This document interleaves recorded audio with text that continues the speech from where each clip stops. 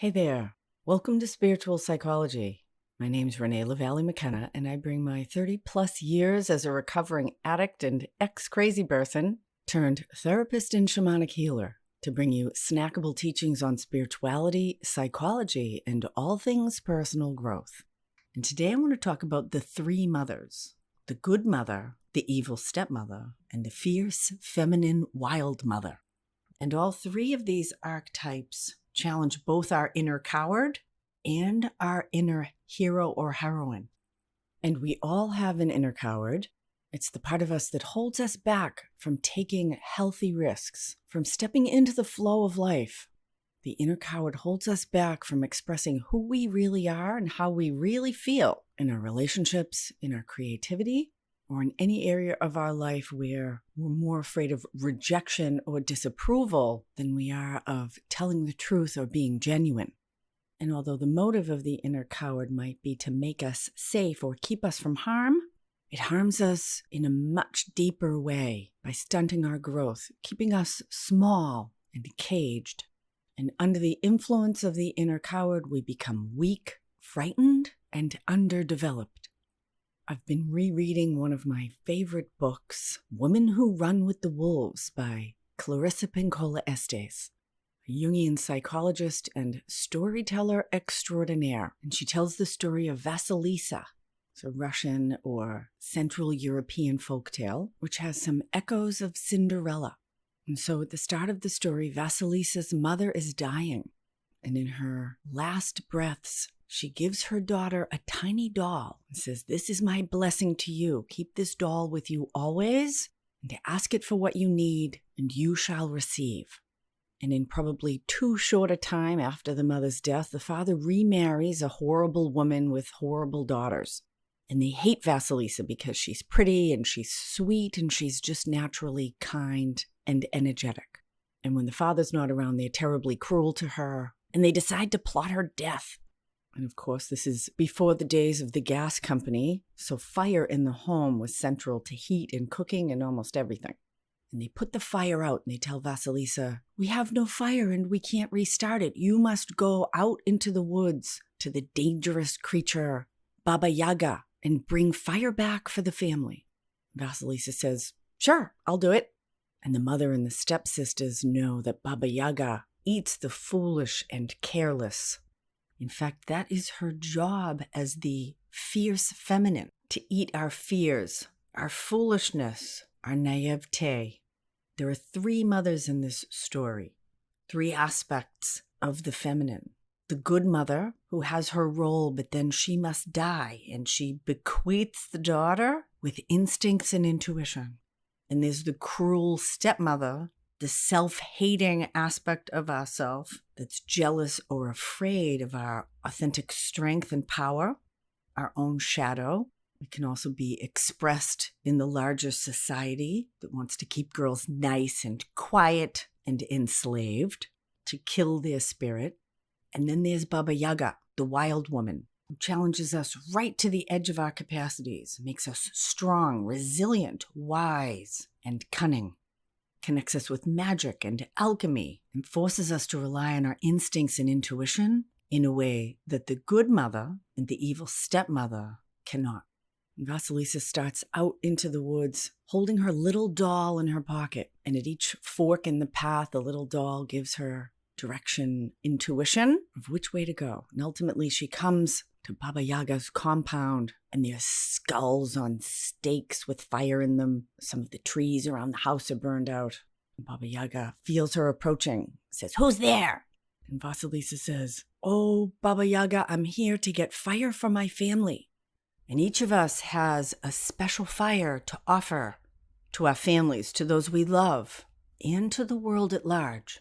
And we need to dig deep into the wild part of ourselves to gather that sacred fire that's unique to each of us, that will provide warmth and nourishment, but will also burn away that which is petty, cruel, fear-based, or limiting. And Baba Yaga says, "I have lots of fire, but you have to earn it." She starts giving her all these almost impossible tasks to do. There's a mound of dirt filled with poppy seeds, and she says, "You must separate the poppy seeds from the dirt by the morning, or I'll eat you up. And Vasilisa rubs her little doll, and the doll says, don't worry, go to sleep, and it'll be done. And in the morning, there's 2 piles, one of dirt, one of poppy seeds. Baba Yaga gives her these other impossible tasks, and the little doll magically takes care of them. And ultimately, Baba Yaga has to give her the fire and hands her one of the flaming skulls. And as Vasilisa carries it home to her stepmother and stepsisters, it burns them up. And that's the end of the story. And every character in this story is a teaching moment about ourselves. That there's a time when the good mother, perhaps the too good mother, must die. And we must rely on our own intuition, our own instincts. And if we're lucky, perhaps our mother has gifted us those things. But if not, we will be gifted those things by the universe. Because ultimately, we are children of God. And the universe is our spiritual parent. And as we learn to trust our instincts and intuition, our own deeper knowing that's connected with the transpersonal in the universe, things can work out in ways we wouldn't imagine. Poppy seeds can be separated from dirt. But if Vasilisa's too good mother had stayed alive, had kept her safe and overprotected, she would not have had the opportunity to face the difficulties of the world and grow strong and brave and wise. And I know as a mother, it can be very tempting to keep our children safe. But when we keep them too safe, we weaken them. No one wants their baby to get ill, but germs and colds actually build the immune system. And if little children don't get sick with these mild illnesses, their immune system may be compromised. Resistance, tension actually builds strength. I'm reminded of my client, Debbie, came to me struggling with addiction to prescribed anti-anxiety medication. Stunningly beautiful young woman, always really well kept. In her late 20s, financially supported by her parents because she couldn't hold a job. In fact, she couldn't show up for much of anything. She had had a too good mother. Debbie's mother, also stunningly beautiful, obsessed with her looks, in fact, extremely anorexic. And Debbie's father did almost everything for everyone. He was the financial support. He was also the cook and the house cleaner, because Debbie's mother had a string of non-specific ailments that kept her pretty non-functioning. And the agreement between the parents seemed to be that mom needed rescuing and dad could be the rescuer. And that dynamic seemed to work pretty well between the parents, but it had rendered Debbie being pretty much disabled. Debbie's mother was never challenged to do anything uncomfortable, stressful, or difficult.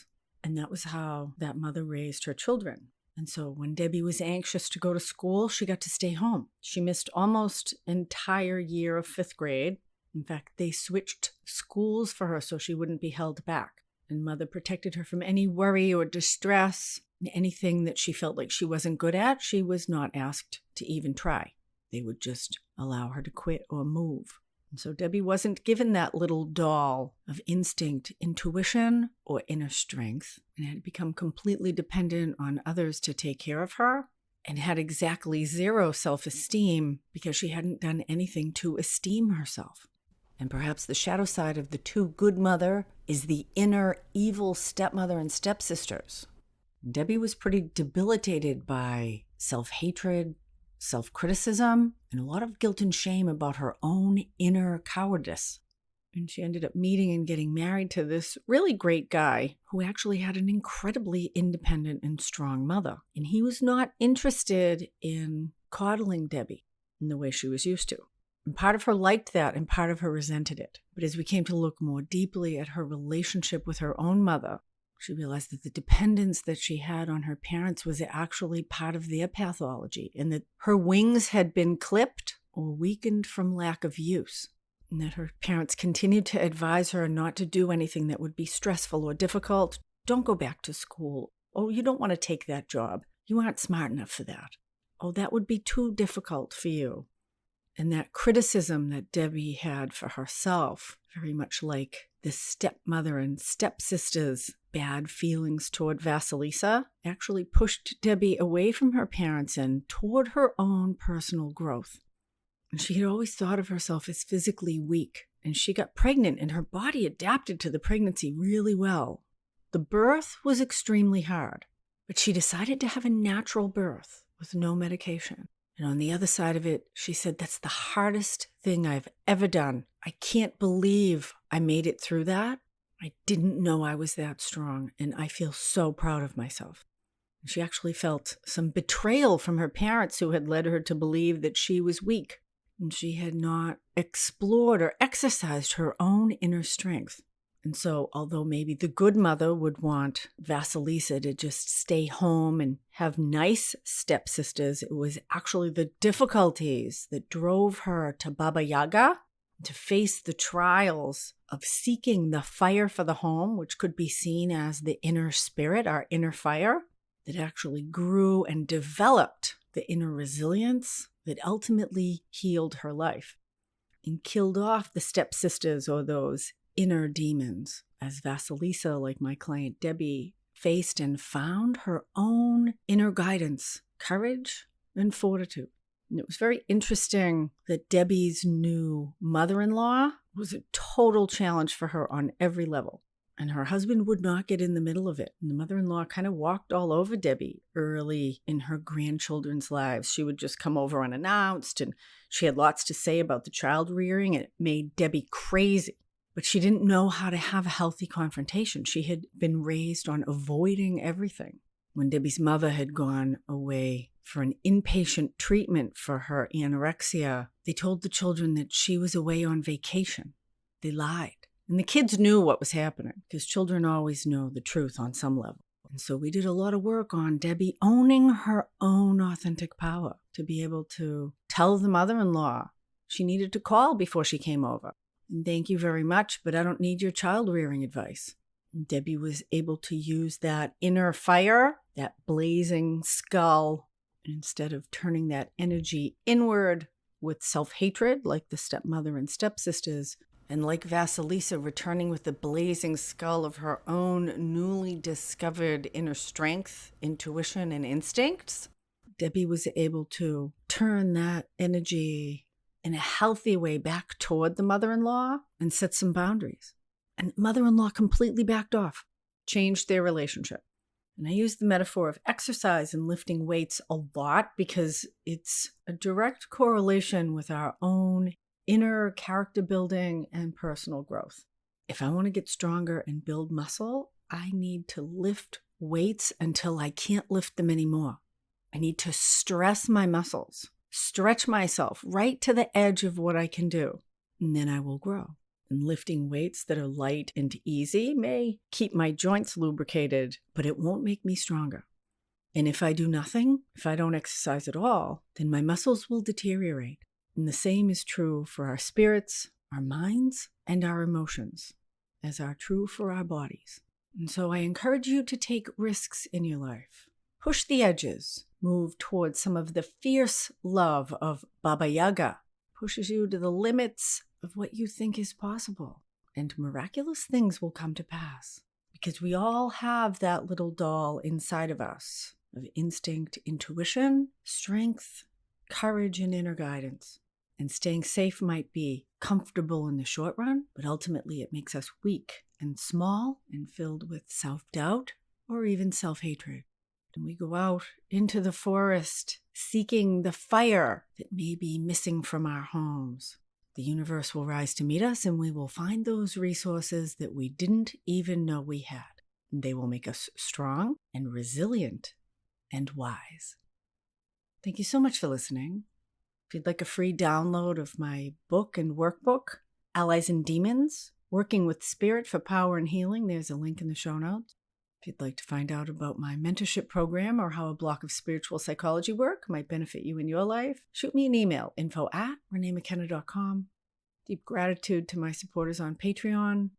Blessings on your path until we meet again. This is Renee Lavallee McKenna for Spiritual Psychology.